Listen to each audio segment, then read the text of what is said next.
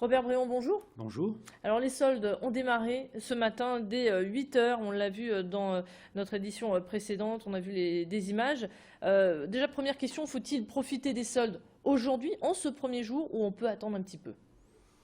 Globalement, on peut attendre un petit peu. Je dirais que si on a repéré quelques vêtements, il vaut peut-être mieux y aller le premier jour parce que ces vêtements risquent de partir.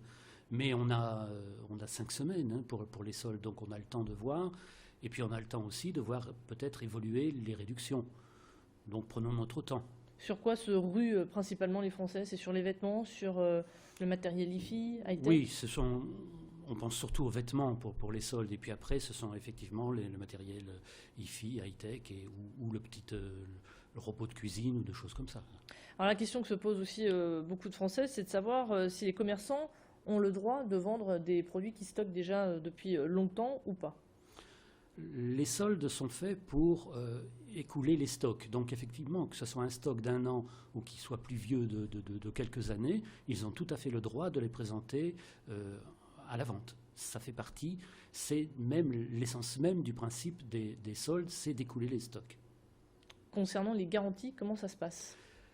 Un produit en solde, il a les mêmes garanties qu'un produit non soldé. En fait, si vous achetez un produit en solde et que vous découvrez un problème caché, un vice caché, le commerçant doit faire jouer la concurrence, doit faire jouer la garantie, pardon.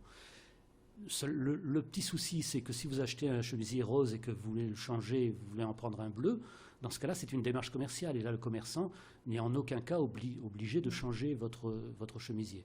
Mais que ce soit en solde ou hors solde, c'est toujours un geste commercial. Côté prix, comment savoir si les prix indiqués sont les bons? L'obligation pour un commerçant, c'est d'afficher un double affichage, c'est-à-dire le prix, le prix de l'article qui a été proposé pendant le mois qui précédait les soldes, barré avec le nouveau prix soldé. Donc effectivement, tout produit en solde doit afficher ce double étiquetage. Après, savoir quel est le niveau du prix, seul, si on a une petite connaissance du magasin, si on a une petite connaissance de l'article vendu, on peut se rendre compte de la qualité du prix, mais rien n'empêche un commerçant d'avoir gonflé un prix pendant le mois précédent et puis de le réduire à 50% pour qu'il devienne un prix Ça, il n'y a pas de contrôle pour ça. plus ou moins intéressant. Non, il n'y a pas de contrôle, les prix sont libres aujourd'hui. Sur quoi doit-on être principalement vigilant quand on fait les soldes? Sur sa capacité à acheter le produit qui vous convient et dont vous avez besoin, en fait. Les soldes, ce n'est pas au coup de sifflet démarrer et acheter n'importe quoi. On n'achète pas une remise, on achète un produit. Donc il faut bien se dire que l'on achète ce produit si l'on a besoin de ce produit. Parce que si Pas on par coup de cœur? Ben, le coup de cœur est dangereux parce qu'effectivement, si vous achetez un chemisier ou une jupe ou un pantalon et puis à moins 70%, s'il termine sa vie dans un tiroir, si vous ne le mettez jamais, même à moins 70%, ce sera encore trop cher. Donc effectivement, ben, il faut se poser la question et de savoir et de se dire que c'est de la qualité-prix, c'est du rapport qualité-prix qu'il faut juger. Donc se poser les bonnes questions avant de passer à l'acte et passer à la caisse. Tout à fait. Alors si on achète maintenant sur Internet, est-ce qu'il y a des différences? Sur quoi doit-on être vigilant? D'autant plus que quand on fait des achats sur Internet, on ne peut pas par exemple essayer des vêtements. Est-ce qu'on peut les rendre? On ne peut pas essayer, mais on bénéficie toujours de la garantie du retour des 7 jours. Que ce soit en solde ou hors solde, un achat sur un VPC, on a toujours le droit de retourner l'article dans les 7 jours suivant l'achat. Ensuite, la précaution à prendre, c'est de savoir à qui on s'adresse, à quel magasin on s'adresse, et de voir si le site il est correctement référencé, s'il a une adresse, s'il a un mail, s'il a un numéro de téléphone, s'il a aussi le certificat SSL, qui est un certificat de sécurité qui identifie le site, la réalité du site. Donc il y a quelques précautions à prendre. Alors toujours concernant Internet, une question d'une de nos téléspectatrices.